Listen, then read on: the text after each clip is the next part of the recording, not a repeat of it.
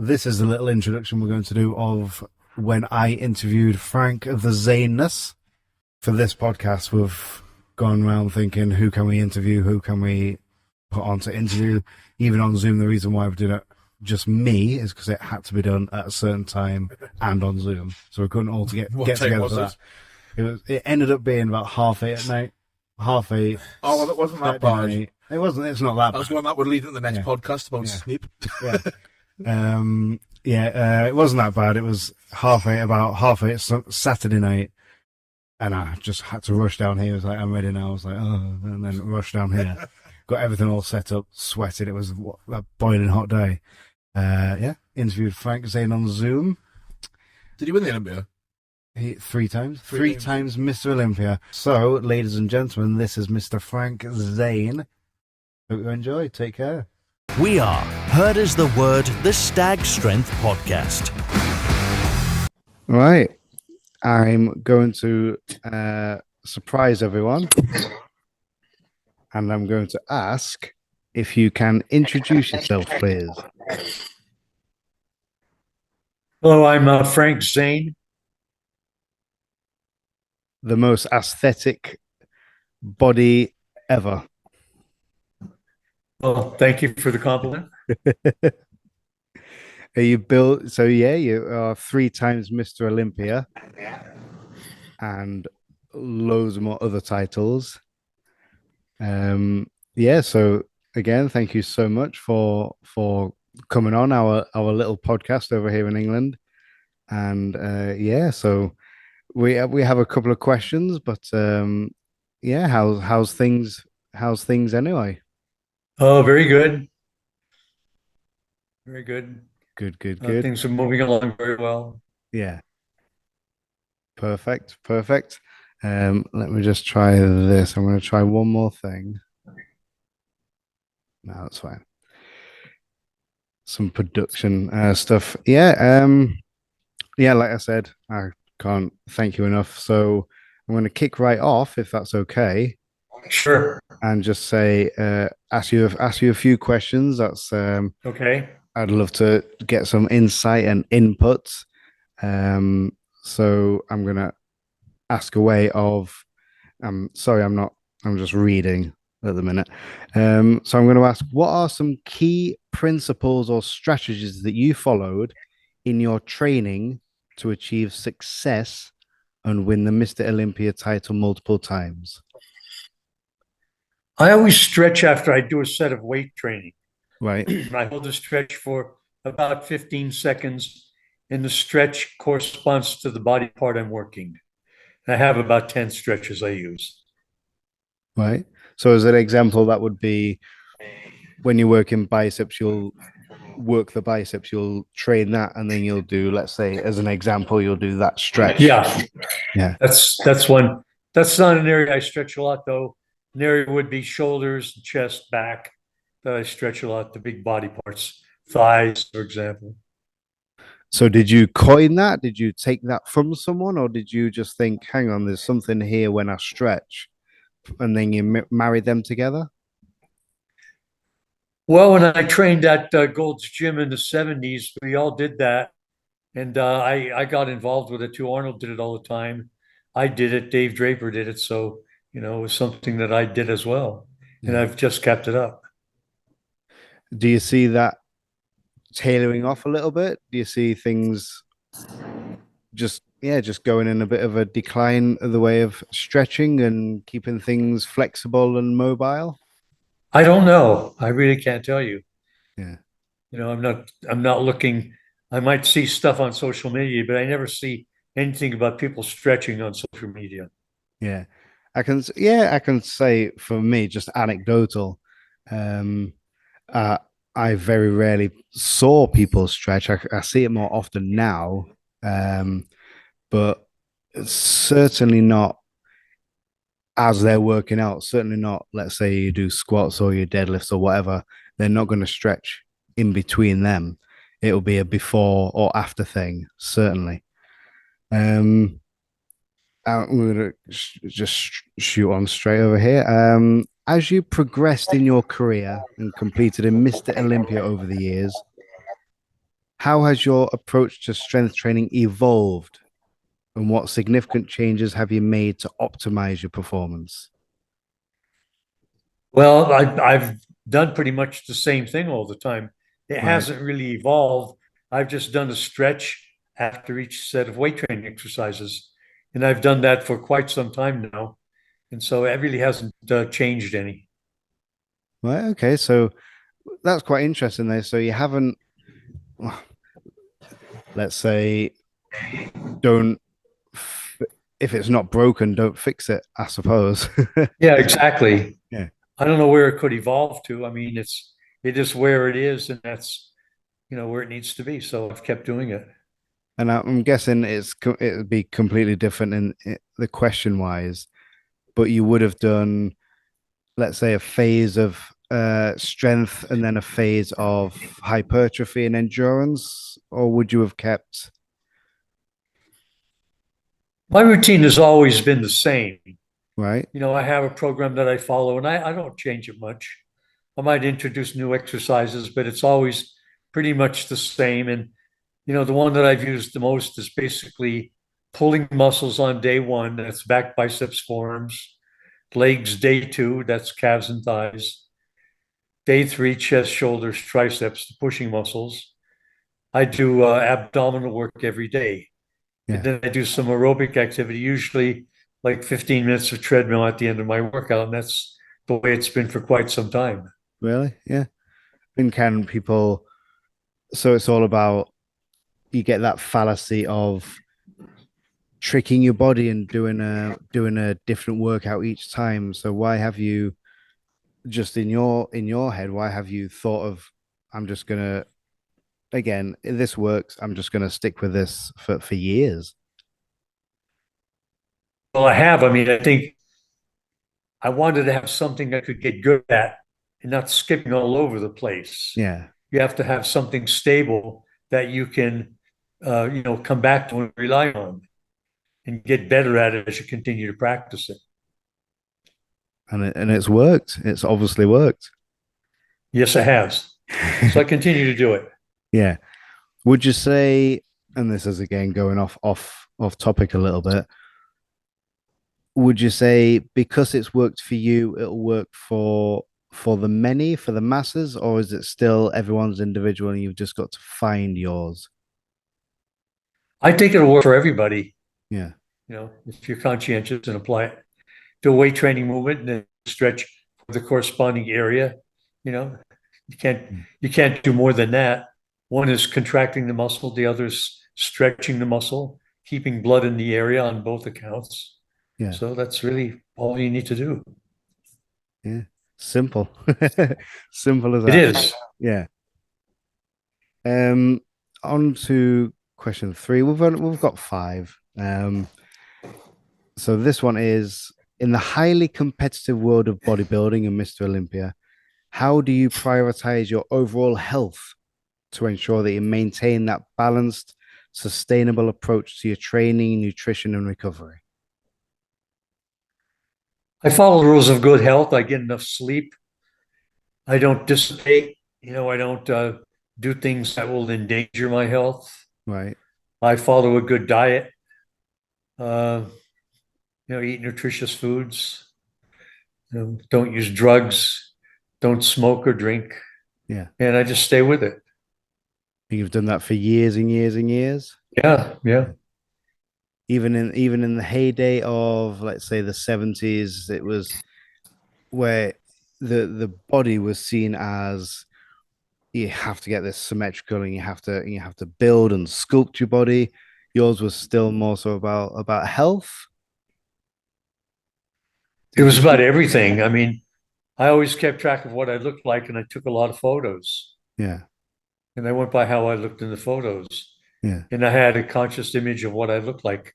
So I think the secret is to know what you look like to other people, especially to judges in competition. Yeah.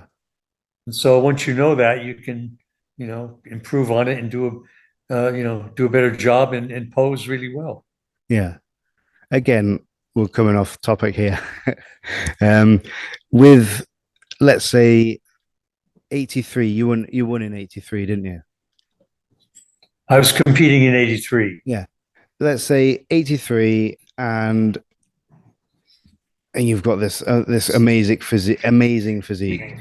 Is there anything, because are you still in your head going on the day, my delts aren't quite right, my chest is, are you still kind of beating yourself up about how you look, or No, no? I was as good as I could be considering the circumstances. Yeah, I was already 41 years old and I knew it was going to be my last competition really. and I wanted to do as good as I could. So I practiced posing a lot.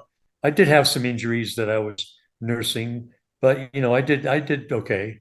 Yeah, fantastic. Um, so as you've aged and continue to train, what adjustments? Well, I think we've hit the nail on the head a little bit previously, but what would you say if there's any adjustments or modifications that you found necessary to maintain your strength and muscle mass and overall fitness? Well, I have my own gym, my own home gym that is filled with really good machines that I've collected over the years that fit me just right. Yeah. And I don't do strange things. And I don't go real heavy either. I do repetitions usually in the 12 to 8 to 12 range. And, I'm regular in my application of that. I train at least 3 times a week, 3 to 5, 6 times a week. And I don't let myself really get out of shape. Yeah. So that then the 8 to 12 was that the rep range for years and years and years? Pretty much. Yeah. So well, fantastic. I've got so many questions. um, well, lastly on these, which is we'll split this into two. What advice would you give to aspiring bodybuilders or men's physique that they'll call them now, to to give them a head start? Someone wants to do bodybuilding or men's physique. What word would you say to like words of advice? Get a good program, get a good routine you can follow and stick with it.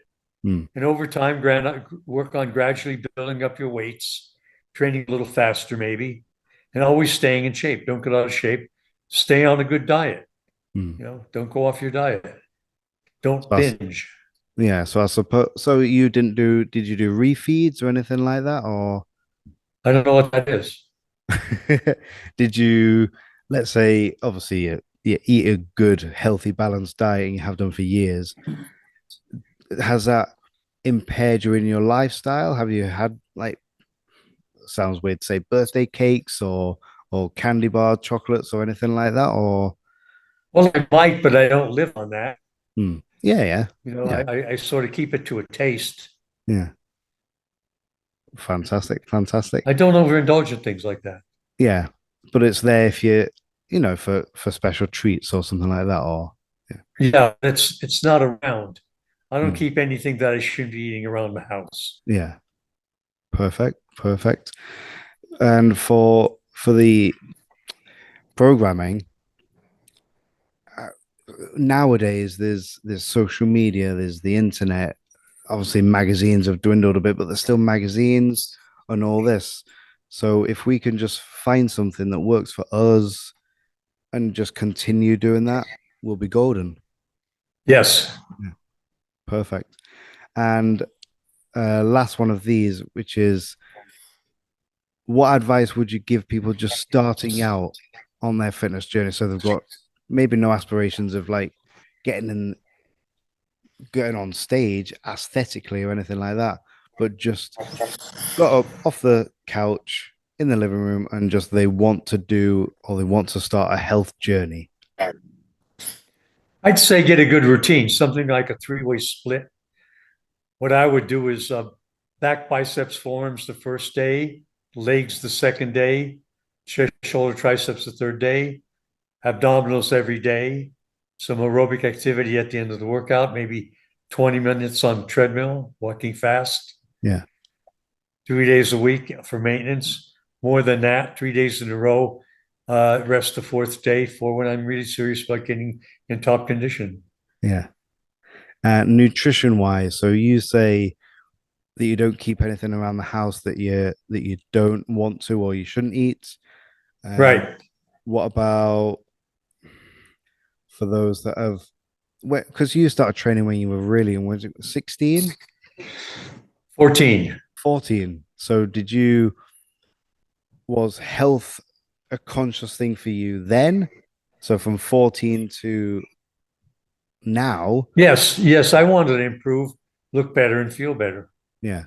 So that's the thing, isn't it? Where take care of yourself then, and your body will thank you now. And but it's I like to say it's more, instead of aesthetics, it's more how you feel. So health wise, it's more how you feel, isn't it? Well, it's both. I mean, it's how you look and how you feel. Yeah.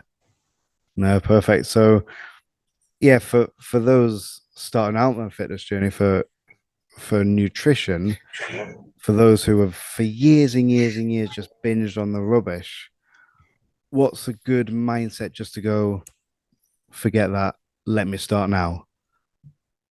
Well, first thing is get 1 gram of protein per pound of body weight.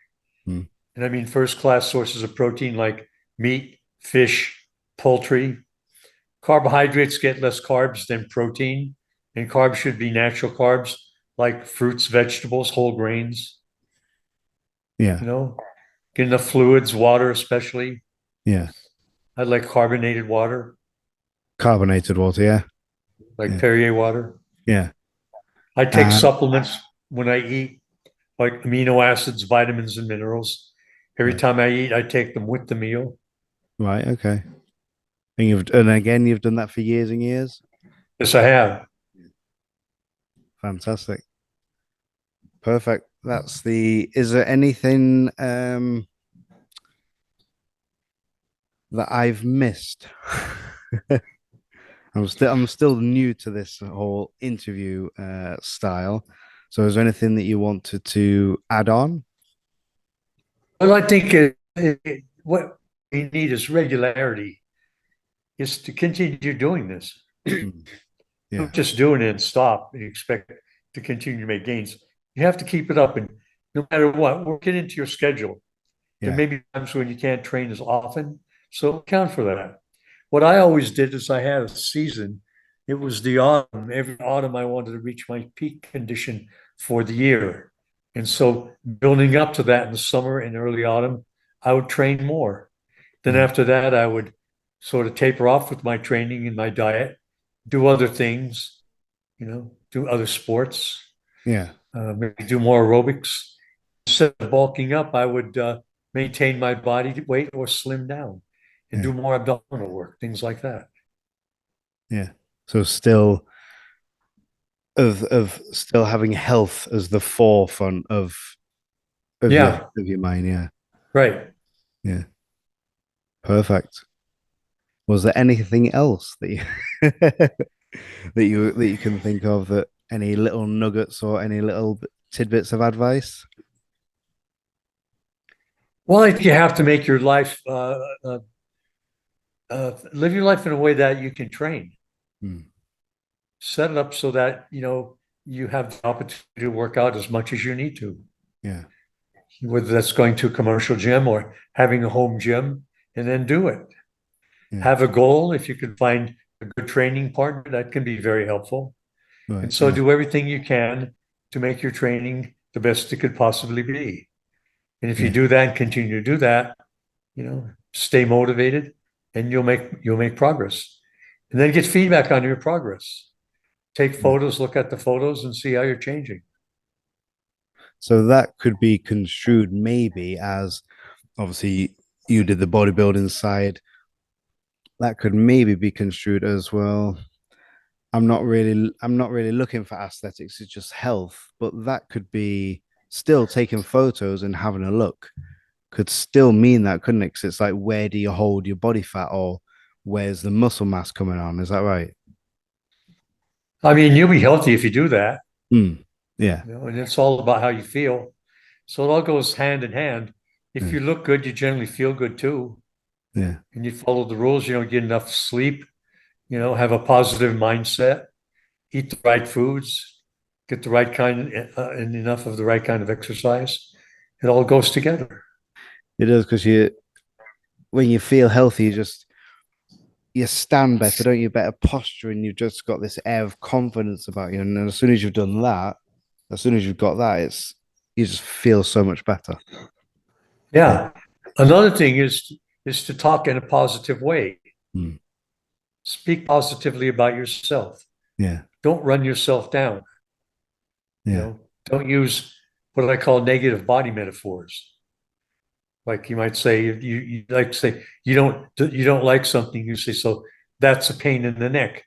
That's a bad thing to do, because what you can do over time is develop an actual pain in the neck from saying all that. You unconsciously do things that will give you a pain in the neck. Yeah. So your body doesn't know what you mean. Yeah.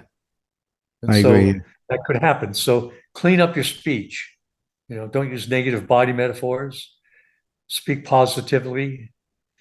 Try to have good speech about other people and yourself. Yeah. Fantastic. Fantastic. Thank you so much. Is there anything, because you've got a few books out, is there anything that you'd like to, where can people find you on social or on books or anything like that? Well, I'm in Instagram and Facebook, and I have publications. My main one is the Zane Bodybuilding Manual. This is like 436 pages. It's basically everything I know is in this book, and these are available. If you want to know everything about me, it's in that book. Then I have other books. You might say that's the textbook, and then I have books that are workbooks like this one called 91 Day Wonder Body, which takes you day by day through 3 months of your training. It's all laid out for you. So it's very good information as far as what should I do in my workouts. It's all in here. If you follow this, you're bound to be successful. So I'd say those two are the mainstay of the program. Perfect. Where can people find them? On Amazon or on your website? Well, you might find some of it there, but it's basically go to my website, frankzane.com, and all the instructions for getting those are there. Perfect. Perfect. Thank you so much, Mr. Frank Zane. And My pleasure. So much for joining me here today. And okay, keep up the good work. Keep inspiring. Thank you so much. You have an amazing rest of the day. I will. And you too. Thank you so much. You take care. All right. Bye-bye. Bye-bye. Bye-bye.